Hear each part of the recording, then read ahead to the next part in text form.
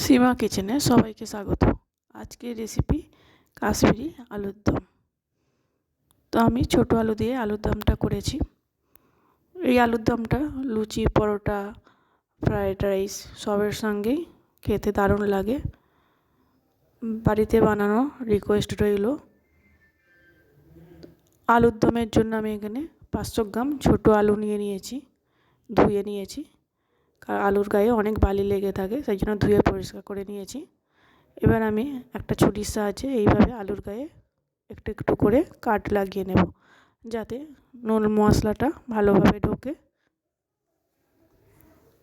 এবার আমি কড়া বসিয়ে দিয়েছি, কড়াই কিছুটা জল দিয়েছি, দিয়ে আলুগুলো হাফ সিদ্ধ করে নেব। পুরোপুরি সিদ্ধ করব না, হাফ সিদ্ধ করে নেব। পরিমাণ মতো লবণ দিয়ে আলুটা সিদ্ধ করব। আর এখানে আমি কিছু মশলা নিয়েছি, বেটে নেব।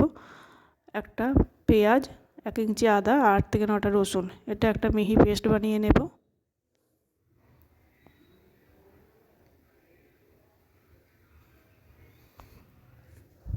আলুগুলো আমার সিদ্ধ হয়ে গেছে হাফ।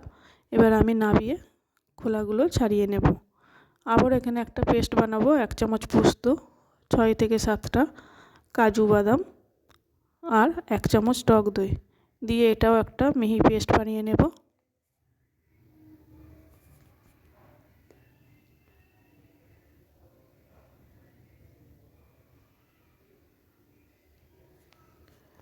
আলুগুলো আমি সব খোলা ছাড়িয়ে নিয়েছি।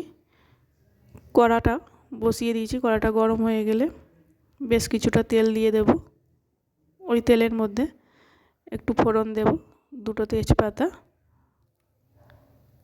একটা দারচিনি টুকরো, 3টে ছোটো এলাচ আর 3টে লবঙ্গ দিয়ে এটা যখন একটু ভাজা হয়ে যাবে তখন ছাড়ানো আলুগুলো তেলের মধ্যে দিয়ে একটু ভেজে নেব।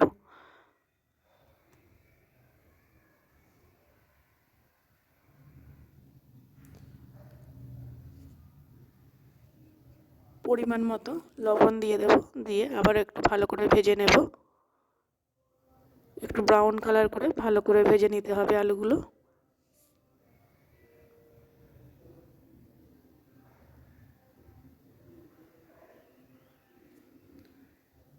তো আমার ব্রাউন কালার করে ভাজা হয়ে গেছে আলুগুলো, এবার আমি তুলে নেব।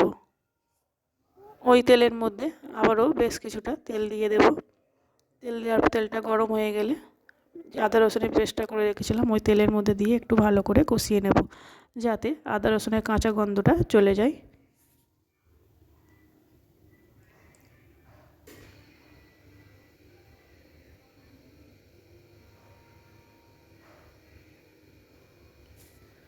তো মশলাটা একটু কষানো হয়ে গেলে এখানে আমি 1 চামচ হলুদ, হাফ চামচ জিরে গুঁড়ো, 1 চামচ ঝাল লঙ্কার গুঁড়ো আর হাফ চামচ ধনে গুঁড়ো আর হাফ চামচের একটু কম আমি মিষ্টি দিলাম, চিনি দিলাম, দিয়ে একটু সামান্য জল দিয়ে মশলাটাকে ভালো করে কষিয়ে নেব।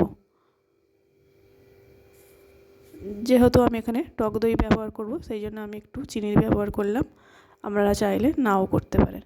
তো মশলাটা কষানো হয়ে গেছে, এখানে ভেজে রাখা আলুগুলো দিয়ে এর সঙ্গে ভালো করে একটু মিশিয়ে নেব।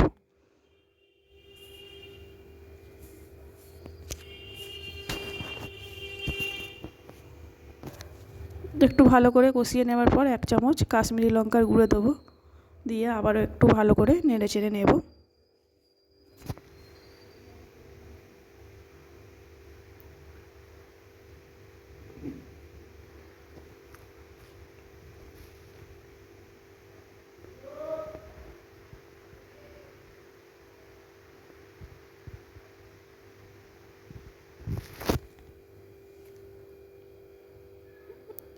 বেশ কিছুক্ষণ কষিয়ে নেওয়ার পরে আমি যে কাজু বাদাম পোস্তর পেস্টটা করে রেখেছিলাম টক দইয়ের, সেটাও একটু দিয়ে ভালো করে আবার এর সঙ্গে একটু নেড়ে চেড়ে নেব। এইভাবে একবার কাশ্মীরি আলুর দম বাড়িতে বানানোর রিকোয়েস্ট রইল।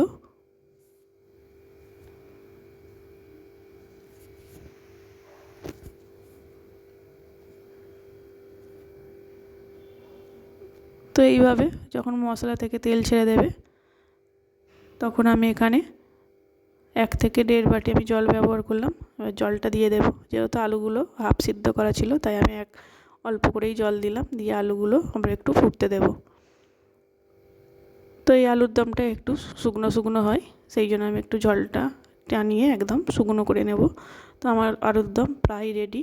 এবার ওপর দিয়ে একটু ধনেপাতা কুচি ছড়িয়ে দেব, দিয়ে ভালো করে মিশিয়ে নেব। চ্যানেলটা ভালো লাগলে সাবস্ক্রাইব করার অনুরোধ রইল।